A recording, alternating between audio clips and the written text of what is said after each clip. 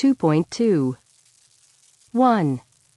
Ladies and gentlemen, welcome on board this flight to Hong Kong. Please place all carry-on luggage in the overhead compartments or underneath the seat in front of you. We ask that you please fasten your seatbelts and, for safety reasons, we advise you to keep them fastened throughout the flight. 2. We also ask that you make sure your seat backs and tray tables are in their full upright and locked positions for takeoff. Please turn off all personal electronic devices, including laptops and cell phones. We remind you that smoking is prohibited for the duration of the flight. 3. Ladies and gentlemen, we ask for your attention for the following safety instructions. Please read the safety information card located in the seat pocket in front of you. There are 6 emergency exits on this aircraft, all marked with exit signs. Take a minute to locate the exit closest to you. Note that the nearest exit may be behind you. 4. The safety information card is in the seat pocket in front of you. Please read it. It shows you the equipment carried on this aircraft for your safety. Your life jacket is located under your seat. In the unlikely event of a water landing, place the life jacket over your head, fasten the straps at the front, and pull them tight. Do not inflate the jacket inside the aircraft. As you leave the aircraft, pull down on the red tabs to inflate the vest. If necessary, the life jacket can be inflated by blowing through these tubes. 2.3. At the airport. 1. A. Airport terminal. 2. D. Baggage drop-off. 3. I. Baggage claim. 4. C. Check-in desk. 5. J. Customs. 6. B. Departures board. 7. G. Gate. 8. H. Runway. 9. E. Security. 10. F. VIP lounge. 2.4. On board. I often fly to Chile on business. I always choose an aisle seat so that I can get up and walk around more easily. Sometimes there is turbulence when the plane flies over the Andes, which I don't enjoy, and the cabin crew tells the passengers to put their seatbelts on. There aren't many direct flights to Chile from Paris, so I usually have to get a connecting flight in Atlanta. Whenever I take long-haul flights, I always suffer from jet lag because of the time difference, and I feel tired for several days. 2.5. Travel, trip, or journey. 1. We're going on a 5-day trip to the mountains. 2. How long was your journey across China? It was about 2 months long, and it was amazing. 3. Do you have to travel much for your job? 4. Have a good trip. See you when you get back.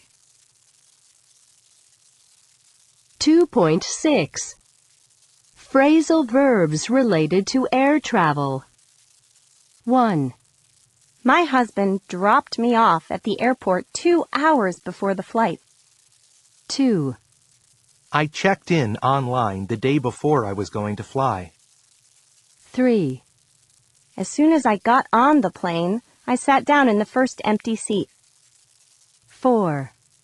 The plane took off late because of the bad weather. 5. I filled out the immigration form for the U.S., which the cabin crew gave me shortly before landing. 6. When I got off the plane, I felt exhausted after the long flight. 7. When I picked up my luggage at baggage claim, I bumped into an old friend who had been on the same flight. 2.7. With me in the studio today, I have Richard, who's a pilot, and Bryn, who's an air traffic controller. And they are going to answer some of the most frequently asked questions about flying and air travel. Hello to both of you. Hello. Hello. Okay, we're going to start with you, Richard. The first question is, what weather conditions are the most dangerous when flying a plane? Probably the most dangerous weather conditions are when the wind changes direction very suddenly. This tends to happen during thunderstorms and hurricanes, and it's especially dangerous during takeoff and landing. But it's pretty unusual. I've been flying for 37 years now, and I've only experienced this 3 or 4 times. What about turbulence? Is that dangerous? It can be very bumpy and very uncomfortable, but it isn't dangerous. Even strong turbulence won't damage the plane.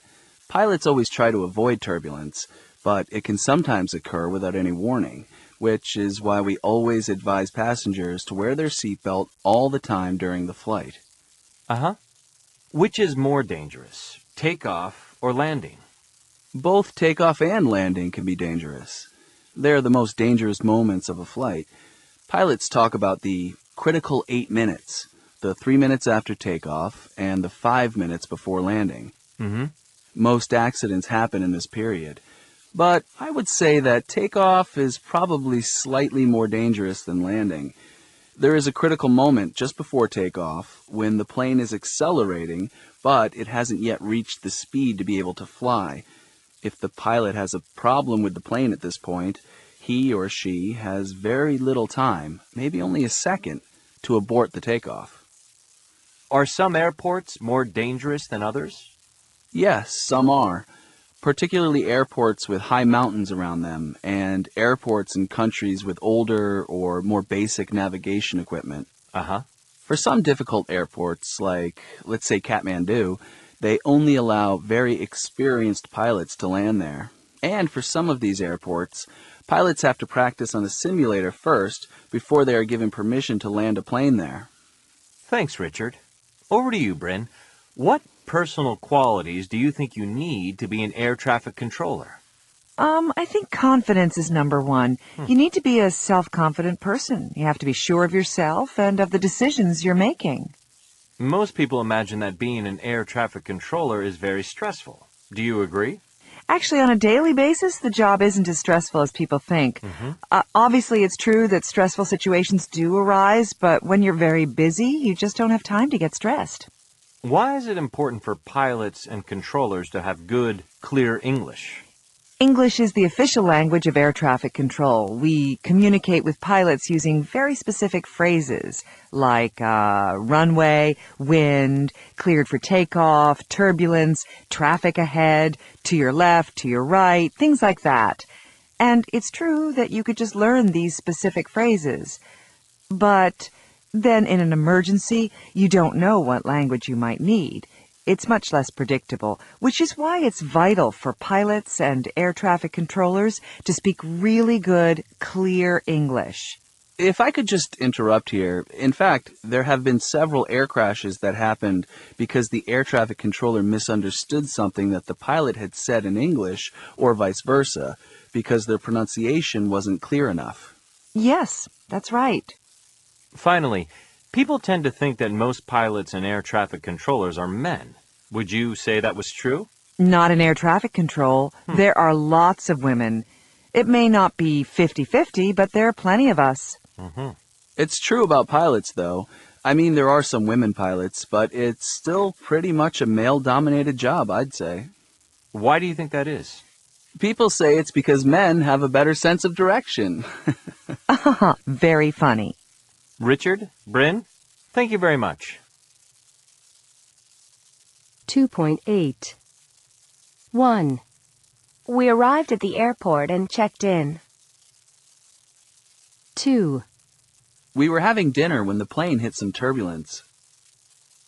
At 9 o'clock, most people on the plane were reading or were trying to sleep. 3. When we arrived at the airport, we suddenly realized that we had left one of the suitcases in the taxi. 4. We'd been flying for about 2 hours when suddenly the captain told us to fasten our seatbelts because we were flying into some very bad weather. 2.9. Lena was crying because she'd been reading a very sad book. Lena didn't want to see the movie because she'd already read the book. 2.10. Boot. Ooh. Flew. Through. Fish. Hid.